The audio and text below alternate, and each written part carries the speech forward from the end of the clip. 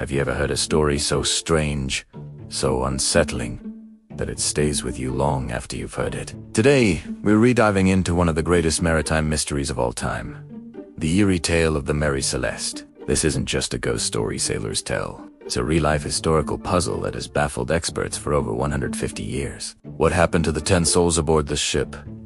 Why did they vanish, leaving everything behind? Let's set sail back to 1872 and uncover the chilling facts of this enduring enigma. Our story begins on November 7th, 1872. The Mary Celeste, a sturdy brigantine, departed from New York City, bound for Genoa, Italy. On board was its captain, Benjamin Briggs, a man known for his skill and integrity. He was joined by his wife, Sarah, their 2-year-old daughter, Sophia, and a crew of 7 experienced seamen. Their cargo was 1,701 barrels of denatured alcohol, a routine shipment. The weather was fair, the crew was capable, and there was no reason to expect anything but a smooth transatlantic crossing. For about a month, everything seemed to be going according to plan. But then, silence. Almost a month later, on December 4th, another ship, the Dei Gratia, was sailing through the Atlantic, about 400 miles east of the Azores. Its captain, David Morehouse, knew Captain Briggs personally. As they scanned the horizon, they spotted a ship drifting aimlessly. It was sailing erratically, its sails slightly damaged, but still set. As they got closer, they recognized the vessel. It was the Mary Celeste. They hailed the ship, again and again. No response. A strange feeling of dread washed over the crew of the Dei Gratia. Something was terribly wrong. A boarding party led by the Dei Gratia's chief mate, Oliver de Vea, rowed over to the silent ship. What they found was a scene straight out of a nightmare. The Mary Celeste was completely deserted. Not a single soul was on board. The ship itself was in surprisingly good condition. It was wet, with over 3 feet of water in the hold, but it was still perfectly seaworthy. The cargo of alcohol was almost entirely intact. In the crew's quarters, their belongings were neatly stowed away. It was as if they had just stepped out for a moment. In the captain's cabin, they found personal effects, including his wife's sewing machine with a piece of needlework still in it, and their daughter's toys scattered about. The ship's logbook was found, with the last entry dated November 25th, 9 days earlier. The entry gave no hint of any trouble. It simply noted the ship's position. The mystery only deepened the more they looked. A 6-month supply of food and fresh water was still on board, untouched. The crew's money and valuables were secure in their chests. It clearly wasn't a case of piracy, as pirates would have ransacked the ship and likely stolen the valuable cargo. But the most perplexing discovery was what was missing. The ship's only lifeboat was gone. The captain's navigational instruments and the ship's papers were also missing. It seemed Captain Briggs, his family, and the crew had abandoned their ship in a hurry, taking the lifeboat. But why? Why would an experienced captain abandon a perfectly sound vessel in the middle of the Atlantic Ocean? What could have possibly terrified them so much that they would take their chances in a small lifeboat on the open sea? The Dei Gratia crew sailed the Mary Celeste to Gibraltar, where a maritime court of inquiry was held to investigate. This is where the story gets even stranger, and the theories begin to fly. The first theory the court considered was foul play. The Attorney General leading the inquiry was convinced that the crew of the Dei Gratia had murdered everyone on the Mary Celeste to claim the salvage reward. He was suspicious of Captain Morehouse and his men. He even had the ship examined for signs of violence, finding a sword with what he claimed were traces of blood. However, it was later proven to be rust, and there was absolutely no evidence of a struggle. The Dei Gratia crew was eventually cleared, but the suspicion cast a shadow over them for years. So if it wasn't foul play from another crew, what else could it be? Another theory suggested a mutiny. Perhaps the crew had risen up against Captain Briggs, but this seemed unlikely.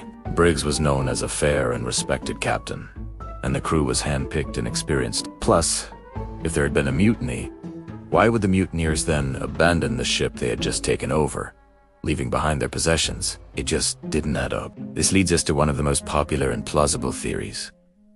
An alcohol explosion? Remember the cargo? 1,701 barrels of denatured alcohol. The theory goes that some of the barrels may have leaked, creating a buildup of flammable vapor in the hold. Fearing an imminent and catastrophic explosion, Captain Briggs ordered everyone to abandon ship immediately. They would have piled into the lifeboat, perhaps trailing a rope to the main ship, planning to return once the danger had passed. This would explain the urgency and why they left their belongings. But what happened next?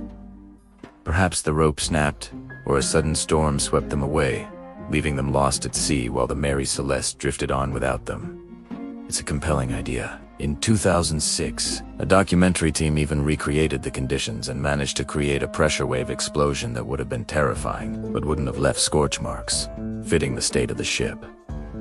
But there are other, more fantastic theories too. Some have whispered of pirates, even though nothing was stolen. Others have pointed to a giant squid or a sea monster attacking the ship, pulling the crew into the depths. While exciting, there's no evidence to support these claims. And of course, in the age of UFO speculation, some have even suggested an alien abduction, that the crew of the Mary Celeste were whisked away by an extraterrestrial craft. It's a fun thought, but it belongs more to science fiction than historical fact. Let's consider another, more grounded possibility. A natural disaster. What about an earthquake at sea, or a seismic sea wave? A sudden violent lurch of the ship could have damaged the cargo and frightened the crew into thinking the ship was about to sink. They might have abandoned it in a panic, only for the ship to remain afloat. Or perhaps a waterspout.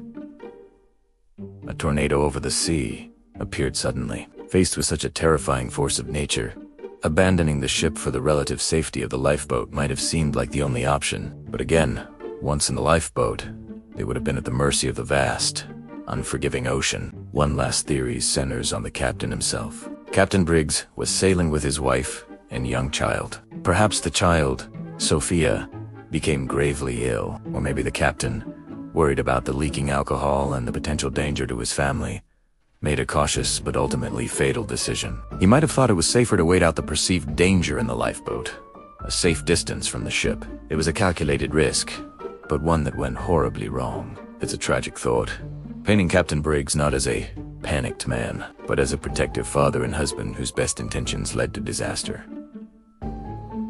So what's the final answer? The truth is, we don't have one. The mystery of the Mary Celeste is a perfect storm of strange circumstances, missing pieces, and unanswered questions. The ship was found intact, the crew was gone, and the ocean keeps its secrets. The 10 people who were on board simply vanished from the face of the earth, leaving behind a ghost ship and a story that has captivated our imaginations for generations. It's a powerful reminder of the vastness and the power of the sea, and of how quickly a routine voyage can turn into an eternal mystery. Every theory we've discussed has its believers and its skeptics, its strengths and its weaknesses. But without the testimony of those who were there, we can only speculate. The fate of Captain Briggs, his family, and his crew remains one of history's most haunting and unsolved puzzles. What do you think happened to the crew of the Mary Celeste? Was it a freak accident, a moment of panic, or something else entirely? Let me know your best theories down in the comments below. I'd love to read what you all think. Thanks for joining me on this journey into the unknown. If you enjoyed this deep dive into historical mysteries, make sure to like this video and subscribe to the channel for more stories that will make you question everything. See you next time.